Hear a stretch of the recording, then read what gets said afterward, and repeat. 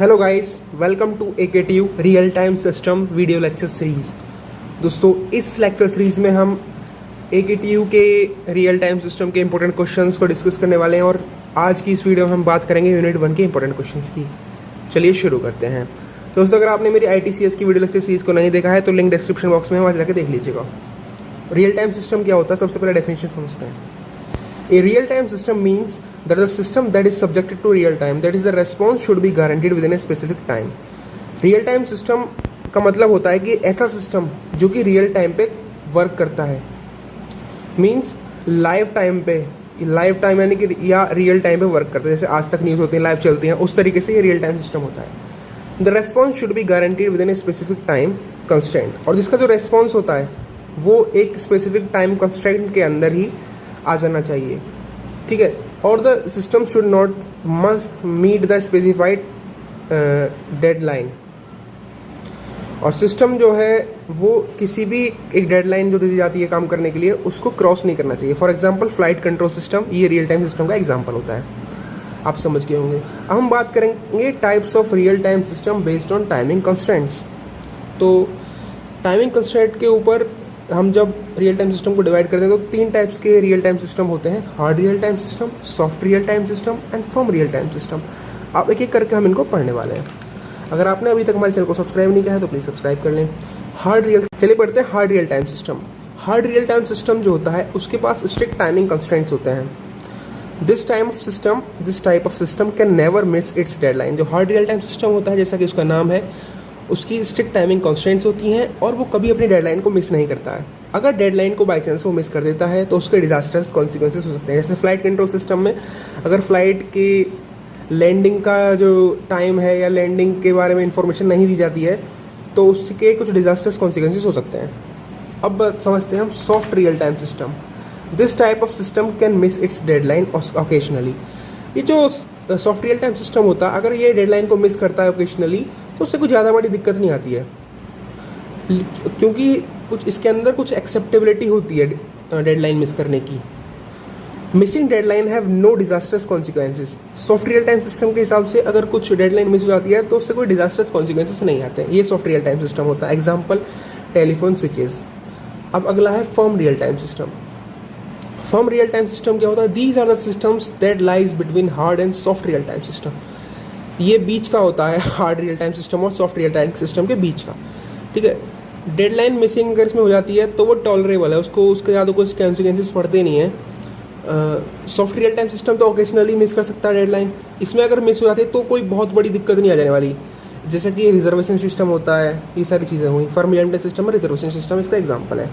I hope आप समझ गए होंगे। चलिए हम बात कर लेते हैं advantages of real time operating system. Advantages में सबसे पहले एडवांटेज है ये ईजी टू ले out, develop and execute real time operating systems. Real time operating systems को बनाना, डेवलप करना और एग्जीक्यूट करना और लेआउट करना ये काफ़ी ईजी होता है। रियल टाइम ऑपरेटिंग सिस्टम्स जो होते हैं वो एरर फ्री होते हैं और मेमोरी एलोकेशन इनके अंदर बेस्ट मैनेज्ड होता है। Advantages of real time system में memory allocation is best managed in real time operating systems. In real time operating system maximum utilization of devices and system is processed. और real time operating system में maximum utilization हो जाता है किसी भी system का, तो एफिशिएंसी बढ़ जाती है। इसी वजह से ये काफ़ी एडवांटेजेस होते हैं रियल टाइम ऑपरेटिंग सिस्टम्स, क्योंकि एरर फ्री भी हैं, ईजी टू लेआउट भी हैं और मेमोरी एलोकेशन के अंदर बेस्ट है। Disadvantages of real time operating system भी हैं। RTOs have complicated layout principles and are costly to love.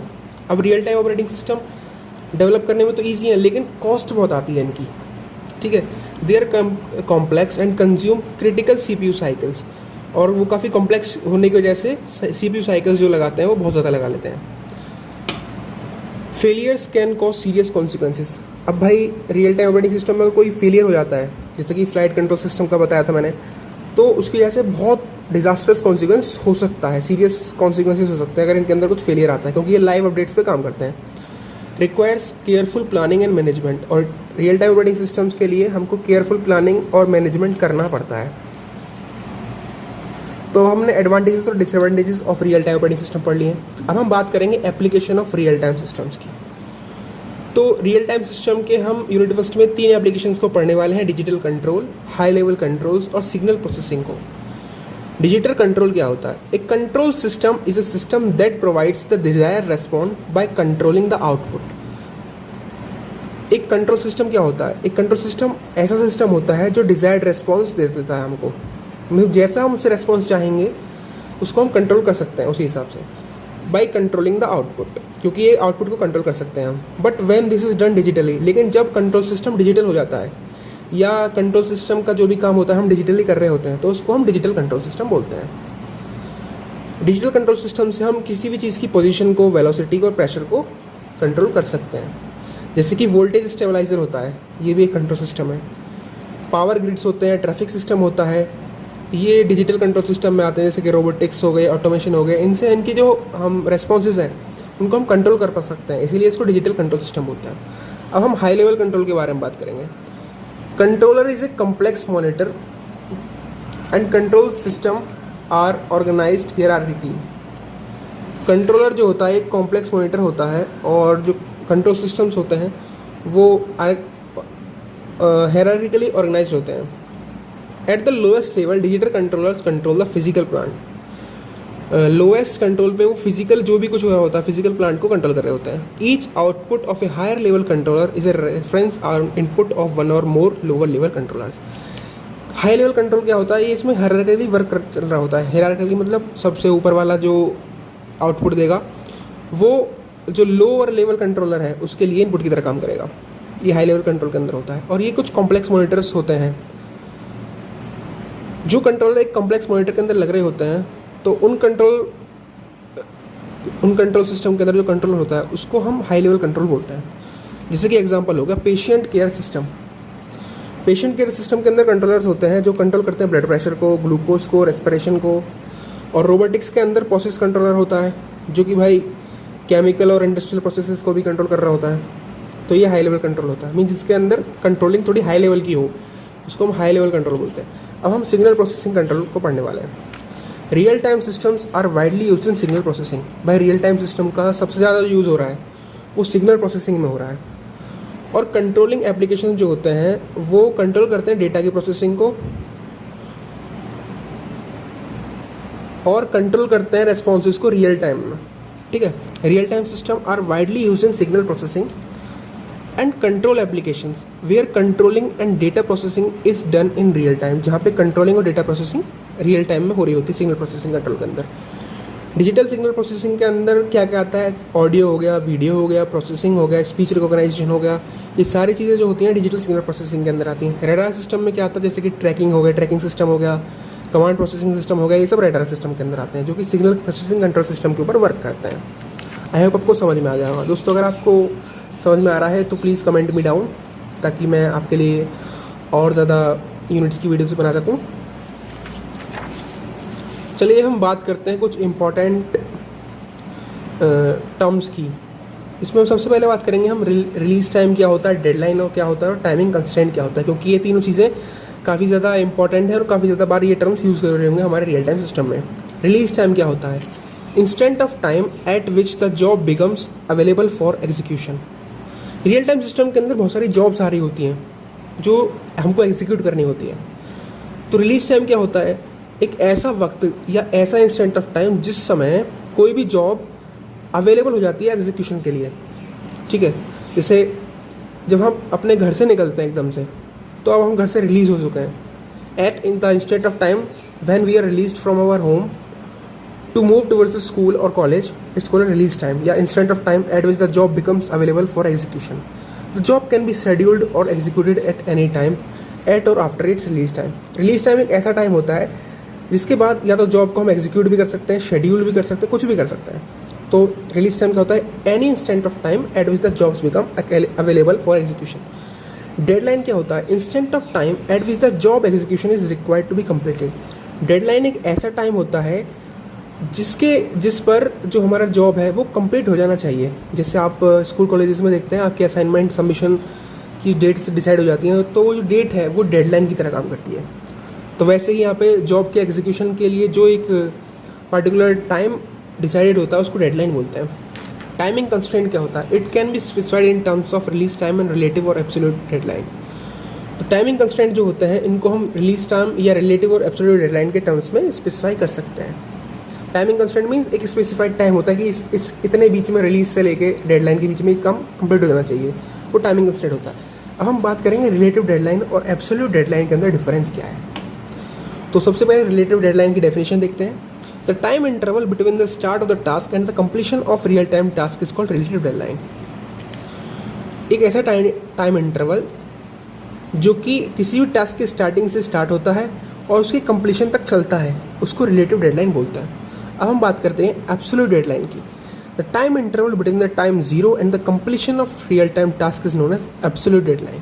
इसमें तो स्टार्टिंग ऑफ द टास्क से स्टार्ट होता है, लेकिन इसमें टाइम जीरो से स्टार्ट होता है और completion of the real time task is known as absolute deadline. दूसरा डिफरेंस क्या है, it depends on arrival time of task. Relative deadline जो होता है वो अराइवल टाइम पर डिपेंड करता है किसी भी टास्क के, लेकिन एब्सोल्यूट डेडलाइन जो होता है वो अराइवल टाइम किसी भी टास्क का जो होता है उसके ऊपर डिपेंड नहीं करता है। जो हमारा रिलेटिव डेडलाइन होता है वो कंप्यूटेशनल वर्क के लिए यूज़ होता है, लेकिन एब्सोल्यूट डेडलाइन जो होता है वो कंप्यूटेशनल वर्क के लिए यूज़ नहीं होता है। Maximum allowed response time of real time task.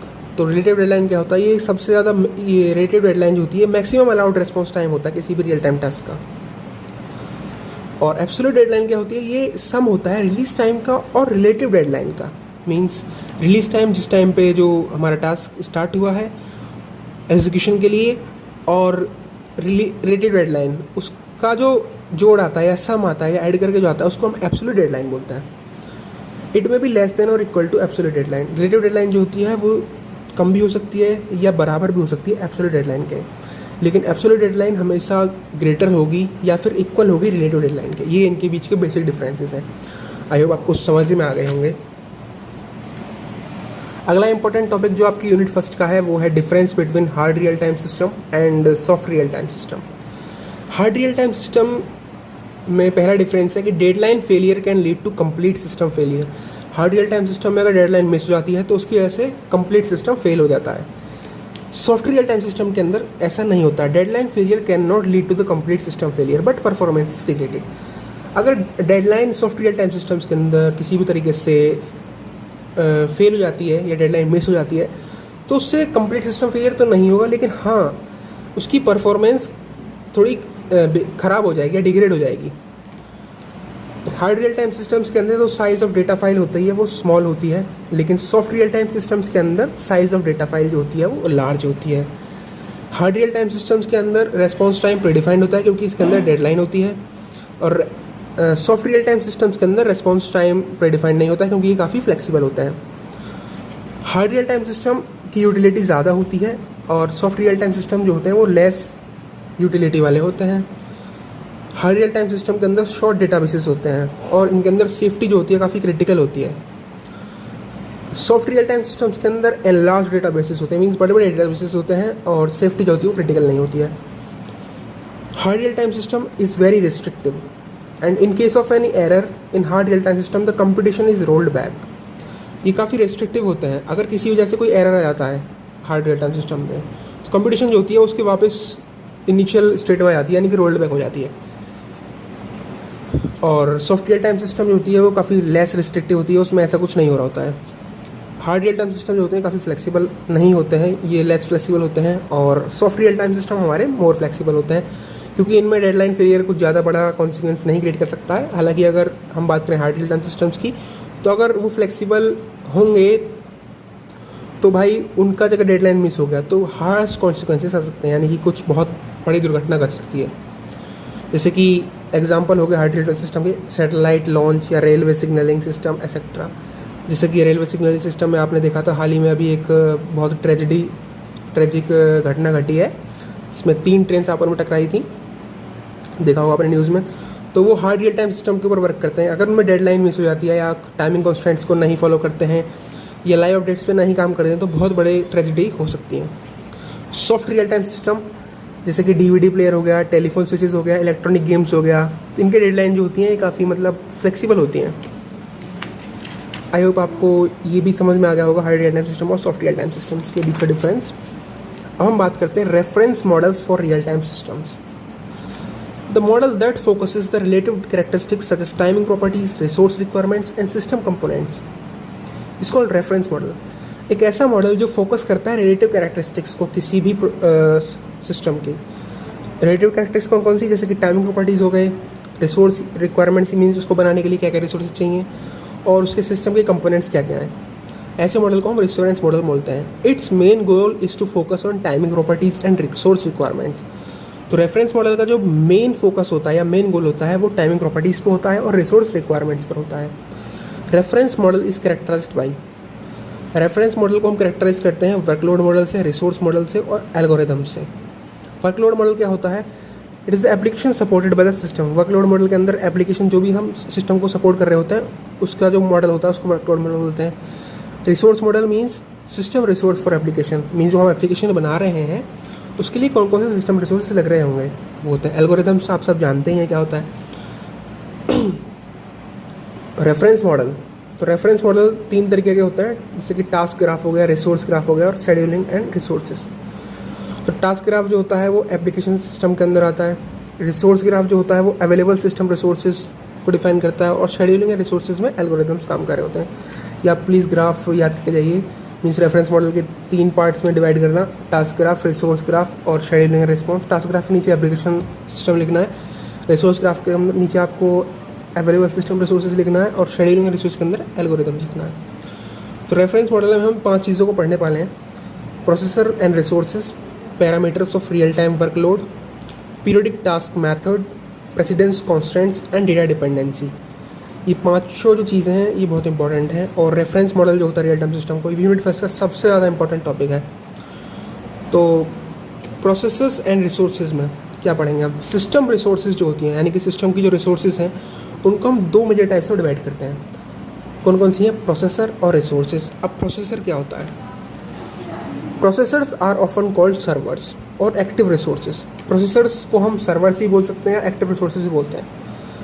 Computer transmission links, disk, database servers etcetera, ये सारे प्रोसेसर्स के अंदर आते हैं। जैसे कि एक्टिव रिसोर्सेज कंप्यूटर्स हो गए, ट्रांसमिशन लिंक्स हो गए, डिस्क हो गया या डेटाबेस सर्वर हो गया, ये सब प्रोसेसर के अंदर आते हैं। They carry out machine data from one place to another, retrieve files, process queries and so on. ये किसी भी मशीन के डेटा को एक जगह से दूसरी जगह तक मूव कराते हैं। ये फाइल्स को भी रिट्रीव कर सकते हैं और क्वेरीज जो आती हैं उनको प्रोसेस करते हैं, इसलिए इसको प्रोसेसर बोलते हैं।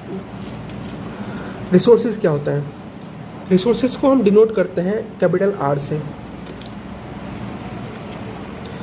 रिसोर्सेज को हम डिनोट करते हैं कैपिटल R से, और इनको हम पासिव रिसोर्सेज भी बोलते हैं। एक्टिव रिसोर्सेज हम प्रोसेसर को बोलते हैं और पासिव रिसोर्सेज हम रिसोर्स को बोलते हैं। तो रिसोर्सेज के अंदर क्या क्या चीज़ आती हैं? जैसे कि मेमोरी हो गया, जैसे इंक्लूड मेमोरी, डेटाबेस की लॉक्स हो गई। और रिसोर्स का हम इस्तेमाल क्यों करते हैं? We need resource in addition to the processor to make process progress in job. Resource जो होते हैं वो प्रोसेसर के लिए इस्तेमाल इसलिए होते हैं या हम इसलिए इस्तेमाल करते हैं ताकि हम जो जॉब या हम जो टास्क परफॉर्म कर रहे हैं उसको प्रोग्रेस कर सके हमारा सिस्टम। ठीक है, इसलिए ये चीज़ इंपॉर्टेंट होती है। प्रोसेसर रिसोर्स आपको समझ में आ गए होंगे। अगला इंपॉर्टेंट टॉपिक हम जो पढ़ने वाले हैं वो है parameters of real time workload. तो वर्कलोड क्या होता है? Workload means the number of jobs assigned to a processor. Workload क्या होता है? अगर जिस processor means number of jobs जो हम असाइन कर रहे हैं प्रोसेसर के लिए वो वर्कलोड होता है। जितने भी काम हम प्रोसेसर के लिए ऊपर असाइन करते हैं उसको वर्कलोड बोलते हैं। Real time workload parameters are, तो रियल टाइम जो होती है उस रियल टाइम वर्कलोड की जो पैरामीटर्स हैं वो कौन कौन से हैं? नंबर ऑफ टास्क और जॉब्स इन ए सिस्टम, कितने नंबर ऑफ टास्क या जॉब हैं सिस्टम के पास, रन टाइम सिस्टम्स और temporal parameters of A job. ठीक है, इनको हम एक एक करके पढ़ने वाले हैं। नंबर ऑफ टास्क और जॉब इन सिस्टम क्या होते हैं? ये फिक्स्ड होते हैं और फ्लेक्सिबल होते हैं depending upon the timing constants. Number of task और जॉब होते हैं किसी सिस्टम के अंदर, दे में बी फिक्स्ड और flexible depending upon the timing constant. ये फ्लेक्सिबल होते हैं, फिक्स्ड होते हैं, ये फ्लेक्सिबल भी हो सकते हैं, फिक्स्ड भी हो सकते हैं, क्योंकि ये टाइमिंग कॉन्स्टेंट के ऊपर डिपेंड करता है ये सारी चीज़ें। रन टाइम सिस्टम्स क्या होता है? रन टाइम सिस्टम जो होते हैं it contains information of all existing hard real time task including number of jobs, timing constraints and resource requirements. Run time system जो होते हैं इनके पास एग्जिस्टिंग इन्फॉर्मेशन होती है हार्ड रियल टाइम टास्क की, जिसमें नंबर ऑफ जॉब्स जो आती है और टाइमिंग कंस्ट्रेंट क्या क्या है वो सब आता है, और रिसोर्स रिक्वायरमेंट्स कौन कौन से ये भी रन टाइम सिस्टम के अंदर आते हैं। अब हम बात करते हैं temporal parameters of job. Each job GI is characterized by its temporal parameters. कोई भी जॉब जो हम GI से रिप्रेजेंट करेंगे वो कैरेक्टराइज की जाती है उसके टेम्पोरल पैरामीटर्स से, फंक्शनल पैरामीटर्स से, रिसोर्स पैरामीटर्स से और इंटरकनेक्शन पैरामीटर्स से। तो हम एक एक करके इन चारों पैरामीटर्स को पढ़ने वाले हैं। टेम्पोरल पैरामीटर्स क्या आते हैं? टेम्पोरल पैरामीटर्स हमको टाइमिंग कंस्ट्रेंट और बिहेवियर जो होता है उसको डिफाइन करा रहे होता है। Means temporal parameters tells us timing constraints and behaviours such as release time, absolute deadline, relative deadline और फेजिबल इंटरनल। तो रिलीज टाइम हमने पढ़ लिया है पहले ही, एब्सोल्यूट डेडलाइन भी हमने पढ़ लिया है, रिलेटिव डेडलाइन भी हमने पढ़ लिया है। अगर आपको अभी भी समझ नहीं आया तो प्लीज़ वीडियो को दोबारा से बैक करके देख लीजिएगा। फेजिबल इंटरनल, फेजिबल इंटरनल क्या होता है ये हमने नहीं पढ़ा, ये नया टर्म आया। तो फेजिबल इंटरनल क्या होता है? Time internal between release time and absolute deadline. Time interval between release time and absolute deadline means RI से लेके DI तक का जो भी टाइम होगा। RI को हम रिलीज टाइम को हम RI से डिनोट करते हैं, स्मॉल RI। एब्सोल्यूट डेडलाइन को हम स्मॉल DI से, रिलेटिव डेडलाइन को कैपिटल DI से। और फेजिबल इंटरनल जो होता है ये टाइम इंटरवल होता है between release time and absolute deadline, तो इसको हम RI, DI से रिप्रेजेंट करते हैं। फंक्शनल पैरामीटर्स क्या होता है? फंक्शनल पैरामीटर जो हम होते हैं वो इंट्रिंसिक प्रॉपर्टीज़ जो होती हैं जॉब्स की उसको डिफाइन कर रहे होते हैं। इंटरकनेक्शन पैरामीटर्स होते हैं वो क्या डिफाइन करते हैं कि how jobs are interdependent on each other, कैसे दो जॉब्स या दो से ज़्यादा जॉब्स एक दूसरे के ऊपर इंटरडिपेंडेंट होती हैं, वो इंटरकनेक्शन पैरामीटर्स से हमको पता चलता है। एक नोट कीजिएगा, another temporal parameter for job is called execution time. एक और टेम्पोरल पैरामीटर होता है किसी भी जॉब का, उसको कहा जाता है एग्जीक्यूशन टाइम। एग्जीक्यूशन टाइम क्या होता है जी? Amount of time required to complete a job. एक ऐसा टाइम जो किसी भी जॉब को कंप्लीट करने के लिए लगता है उसको हम क्या बोलते हैं? एग्जीक्यूशन टाइम बोलते हैं। चलिए हम बात करते हैं अगले टॉपिक की जिसका नाम है पीरियोडिक टास्क मॉडल। तो periodic task model is well known as deterministic workload model. Periodic task model को हम डिटर्मिनिस्टिक वर्कलोड मॉडल भी बोलते हैं। It is best suited for hard real time systems such as digital controls, real time monitoring etcetera. और periodic task system जो होता है वो हार्ड रियल टाइम सिस्टम्स के लिए ज़्यादा सूट करता है, जैसे कि digital control, real time monitoring हो गया। When A model consist of number of task, ठीक है, when a model consists of number of tasks this and has its period Ti and task is composed of sequence of jobs. When Ti is minimal, internal arrival time between two jobs and task computation is maximum, then this type of model is called periodic task model. जब किसी भी task model के जो arrival time होता है उसका minimal होता है दो जॉब्स के बीच का, और टास्क कंप्यूटेशन टाइम जो होता है वो मैक्सिमम होता है, तो उस टाइप के मॉडल को हम पीरियोडिक टास्क मॉडल बोलते हैं। पीरियोडिक टास्क मॉडल के अंदर इंटर अराइवल टाइम तो मिनिमल होगा दो जॉब्स के बीच का, और टास्क कंप्यूटेशन टाइम जो होगा वो मैक्सिमम होगा। तो पीरियोडिक जॉब्स जो होते हैं वो इन पैरामीटर्स को फॉलो करते हैं। PI यानी कि period means minimum inter release interval between jobs. Means period क्या होता है? मिनिमम इंटर रिलीज इंटरवल जो होता है दो जॉब्स के बीच में किसी भी टास्क के, उसको हम पीरियड बोलते हैं। EI क्या होता है? Maximum execution time of jobs. तो पीरियडिक जॉब्स के अंदर हम बेसिकली दो चीज़ों को ज़्यादा महत्व देते हैं, वो है पीरियड को और मैक्सिमम एग्जीक्यूशन टाइम को। तो पीरियड जो होता है वो मिनिमम होता है और EI जो होता है वो मैक्सिमम होता है पीरियडिक टास्क मॉडल के अंदर। RIG means release time of Jth job in task I। GI का मतलब release time of first job in task I। और अगला जो इसके अंदर पैरामीटर है वो है H यानी कि हाइपर पीरियड, DI यानी कि absolute deadline, small DI, capital DI यानी कि रिलेटिव डेडलाइन, RI, DI जो होता है फेजिबल इंटरवल होता है। इन तीनों को हम पढ़ चुके हैं। हाइपर पीरियड हमने अभी तक नहीं पढ़ा है, इसको हम आगे पढ़ने वाले हैं। अब हम बात करेंगे एपीरियोडिक एंड स्पोरेडिक टास्क क्या होते हैं। Task containing jobs that are release at random time instants. तो ऐसे टास्क या ऐसे टास्क जो कि ऐसे जॉब्स को कंटेन करते हैं जिनका रिलीज टाइम होता है वो रैंडम होता है।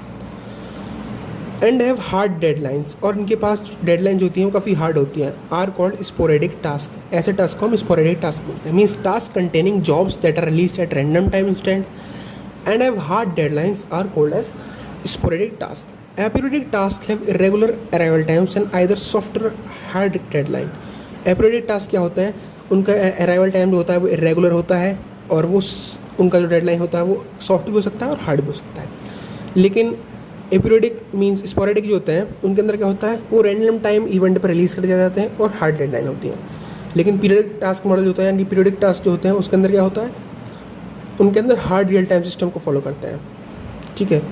और अगर हम बात करें इनके मॉडल की तो ये वर्क करते हैं पीरियड और मैक्सिमम एग्जीक्यूशन टाइप पे। पीरियड मतलब minimum inter release interval between 2 jobs, और EI का मतलब मैक्सिमम एग्जीक्यूशन फॉर जॉब्स। आप समझ के होंगे ये सब, आप नोट्स से एक बार स्क्रीनशॉट ले लीजिए ताकि आप पढ़ेंगे तो आपको इजीली समझ में आ जाएगा।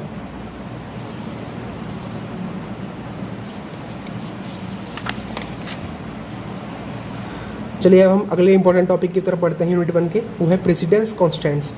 Jobs in a task are independent if they are executed in any order. Job जो होते हैं किसी भी टास्क के अंदर वो इंडिपेंडेंट होती हैं अगर हम उनको किसी भी ऑर्डर के अंदर एग्जीक्यूट कर रहे होते हैं। लेकिन अगर हम एक स्पेसिफिक ऑर्डर असाइन कर देते हैं या डिसाइड कर देते हैं जिसके अंदर हमारी जो जॉब है या टास्क है वो कंप्लीट होना चाहिए या एग्जीक्यूट होना चाहिए, उसको हम प्रेसिडेंस कॉन्स्टेंट बोलते हैं। और प्रेसिडेंस कॉन्स्टेंट के लिए हम we use partial order relation. Partial order relation को हम इस तरीके से डिनोट करते हैं, we use partial order relation for representing precedence constant and this is called precedence relation, और इसको हम प्रेसिडेंस रिलेशन भी बोलते हैं। तो प्रेसिडेंस कॉन्स्टेंट आपको समझ में आ गया होगा। अगर हम अपने किसी भी टास्क को एग्जीक्यूट करते हैं किसी स्पेसिफाइड ऑर्डर के अंदर तो उसको हम एक प्रेसिडेंस कॉन्स्टेंट्स बोलते हैं, और प्रेसिडेंस कॉन्स्टेंट्स को रिप्रेजेंट करने के लिए हम क्या करते हैं, पार्शियल ऑर्डर रिलेशन का यूज़ करते हैं जिसको हम प्रेसिडेंस रिलेशन भी बोलते हैं।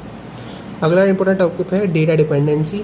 When data one job is dependent on other and can not be captured by a precedence graph, it is called data dependency. जब किसी भी एक जॉब का डेटा दूसरी जॉब के ऊपर डिपेंडेंट होता है और उसको हम प्रेसिडेंस ग्राफ से कैप्चर नहीं कर सकते हैं, उसको हम डेटा डिपेंडेंसी बोलते हैं। तो आपके जो रेफरेंस मॉडल के जो 5 इंपॉर्टेंट टॉपिक्स थे वो कंप्लीट हो चुके हैं। तो कुछ इंपॉर्टेंट टर्म्स जो मैंने बताया था कि हमको लास्ट में पढ़ेंगे वीडियो के, वो ये हैं जिटर और हाइपर पीरियड। जिटर क्या होता है, द टाइम रिलीज और execution of a task can be affected by a fluctuation known as jitter. तो किसी भी जॉब या टास्क के रिलीज टाइम को और उसके एग्जीक्यूशन टाइम को जो फ्लक्चुएशन अफेक्ट करती है उसको हम जिटर बोलते हैं। हाइपर पीरियड क्या होता है, it is the smallest time after which the pattern of a job release time for all task in the set repeats. ये स्मॉलेस्ट टाइम होता है जिसके बाद जॉब रिलीज टाइम का जो पैटर्न होता है हर टास्क के लिए वो रिपीट करता है। It is the smallest time after which the pattern of job release time for all task in the set repeats. ठीक, आई होप गाइस आपको वीडियो पसंद आई होगी। इस वीडियो में मैंने जो भी टॉपिक्स कवर किए हैं वो यूनिट फर्स्ट से कवर किए हैं, और अगर आप इन्हीं टॉपिक्स करके जाते हैं तो आपकी अच्छे मार्क्स आ सकते हैं। और ये क्विक रिवीजन वीडियो है यूनिट फर्स्ट की। आई होप गाइस आपको ये वीडियो पसंद आई है। वीडियो पसंद आई है तो वीडियो को लाइक करें, चैनल को सब्सक्राइब करें और बेल आइकन दबाना ना भूलें। Thank you for watching the video guys.